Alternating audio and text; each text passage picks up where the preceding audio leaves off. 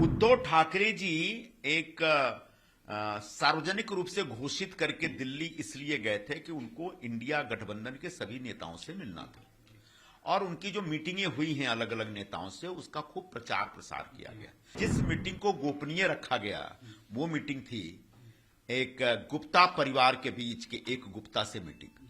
ये गुप्ता परिवार में 3 गुप्ता हैं, एक अजय गुप्ता है, राजेश गुप्ता है, अतुल गुप्ता है। ये तीनों दक्षिण अफ्रीका के बड़े व्यापारी। तीनों ने वहां पर बहुत बड़े घोटाले किए और इस चक्कर में उनको वहां से 2018 में फरार होना पड़ा और 2018 में ही वहां के जो राष्ट्रपति थे जेकब जुमा, उनको इनके कारण अपने पद से हटना पड़ा और बाद में उनको पार्टी से भी निकाल दिया गया। क्या संजय राउत के यहां ठहरने के पीछे यही उद्देश्य था कि वो चुपके से गोपनीय तरीके से अजय गुप्ता नाम के एक करप्ट और टेंटेड उद्योगपति से मिले ताकि किसी को पता न चले?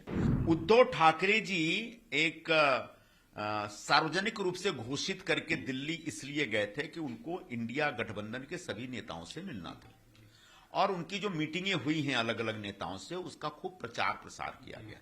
लेकिन जिस मीटिंग को गोपनीय रखा गया वो मीटिंग थी एक गुप्ता परिवार के बीच के एक गुप्ता से मीटिंग। ये गुप्ता परिवार में 3 गुप्ता हैं, एक अजय गुप्ता है, राजेश गुप्ता है, अतुल गुप्ता है। ये तीनों दक्षिण अफ्रीका के बड़े व्यापारी थे और तीनों ने वहां पर बहुत बड़े घोटाले किए और इस चक्कर में उनको वहां से 2018 में फरार होना पड़ा और 2018 में ही वहां के जो राष्ट्रपति थे जेकब जुमा, उनको इनके कारण अपने पद से हटना पड़ा और बाद में उनको पार्टी से भी निकाल दिया गया। तो आज भी इनमें से 2 भाई फरारी हैं। इंटरपोल की नोटिस है, रेड कॉर्नर नोटिस है और अभी तक वो गिरफ्तार नहीं हुए, दुबई बेस में इस समय। लेकिन तीनों के अलावा जो तीसरा भाई है तीनों में अजय गुप्ता, इसने कुछ कोशिश करके अपने ऊपर से सारे केसेस ड्रॉप करवा लिए, वो भारत में है।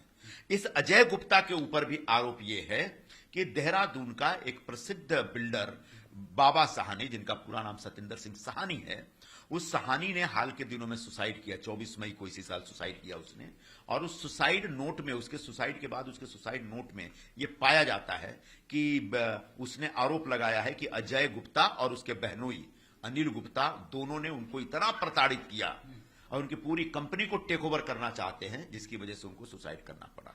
उत्तराखंड की पुलिस, देहरादून पुलिस ने तत्काल अजय गुप्ता, अनिल गुप्ता को गिरफ्तार किया और वो 11 जुलाई को जमानत पर छूटे। तो ऐसा व्यक्ति जो किसी को आत्महत्या के लिए उकसाता है, जो किसी की कंपनी को टेक ओवर करने के लिए 420 करता है, ऐसे आरोपी से उद्धव ठाकरे जी गुपचुप तरीके से क्यों मिलते हैं, ये सवाल है। क्या उद्धव ठाकरे जी का, जैसा कि महाराष्ट्र को पता है कि इस परिवार के बहुत सारे इन्वेस्टमेंट इंडिया से बाहर हैं, तो क्या इंडिया से बाहर जो अलग अलग देशों में इन्वेस्टमेंट है उसमें साउथ अफ्रीका भी है? क्या साउथ अफ्रीका में आपका कोई इन्वेस्टमेंट है? क्या साउथ अफ्रीका में अगर आपने कोई फाइनेंशियल इन्वेस्टमेंट कर रखा है तो उसमें गुप्ता परिवार की कोई भूमिका थी? क्या आपके पास जो बाबा सहानी, जिस बिल्डर ने सुसाइड किया, क्या उससे आपका कोई लेन देन था? उसमें कोई इन्वेस्टमेंट था जिसको आप सेटल करना चाहते हैं इनसे गोपनीय तरीके से मिलके? या फिर इस गुप्ता जो कि एक आरोपी है, टेंटेड है, दागदार है, जिसकी इमेज ही फ्रॉड की है, इस फ्रॉड से आप मिलकर के चुनाव के लिए चंदा लेना चाहते हैं क्या? क्योंकि अभी हाल के ही दिनों में चुनाव आयोग ने चंदा लेने पर जो उन पर रोक लगा रखी थी वो रोक हटाई है, तो वो चुनाव के लिए चंदा ढूंढ रहे हैं। तो क्या ऐसे आरोपी व्यक्ति से चंदा ले रहे हैं? मैं महाराष्ट्र के लोगों को आगाह करना चाहूंगा कि ये गुप्ता बंधु इतने खतरनाक हैं, जब वो साउथ अफ्रीका गए तो वहां की पूरी सरकार को लूट लिए। ऐसे गुप्ता बंधु से अगर ठाकरे परिवार कोई चंदा लेता, उद्धव ठाकरे कोई चंदा लेता है, तो उसके बाद महाराष्ट्र का क्या होगा, इसकी कोई गारंटी नहीं दे सकता। सर, हमने देखा, बात करते हैं उद्धव ठाकरे, जब भी किसी विधायक से मिलना होता है, उनको मिलना होता है, तो विधायकों को कई घंटे इंतजार करना पड़ता है या शायद कभी कभार नहीं मिलते। ऐसे समय पे दिल्ली जाते हैं उद्धव ठाकरे, ये अपने आप में, लेकिन क्या ये मुलाकात किनके घर से हुई? क्या सवाल, बहुत बड़ा सवाल है। उद्धव ठाकरे जी जब भी दिल्ली जाते हैं तो आमतौर पर ताजिया मौर्या में ठहरते हैं। पहली बार वो संजय राउत के अपने सांसद के घर पे ठहरे, वो उनका निर्णय है, उस निर्णय को पर हम सवाल नहीं उठा सकते। लेकिन क्या संजय राउत के यहां ठहरने के पीछे यही उद्देश्य था कि वो चुपके से गोपनीय तरीके से अजय गुप्ता नाम के एक करप्ट और टेंटेड उद्योगपति से मिले ताकि किसी को पता ना चले? क्योंकि 5 स्टार होटल में अगर मिलते तो सबको पता चल जाता है।